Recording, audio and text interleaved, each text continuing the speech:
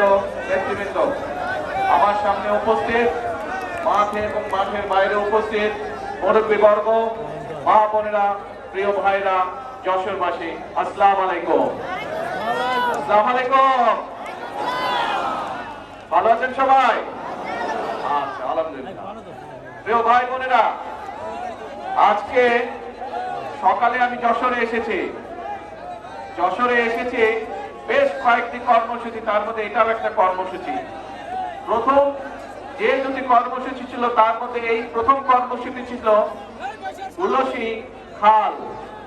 এই খালটি শহীদ রাষ্ট্রপতি জিয়াউর রহমান আজ থেকে প্রায় 45-46 বছর আগে খনন করে গিয়েছিলেন। আমরা আজ আবার আল্লাহর রহমতে প্রায় 45 বছর পরে সেই খালটির পুনর্খননের কাজ শুরু করলাম, কারণ খালটি বন্ধ হয়ে গিয়েছে।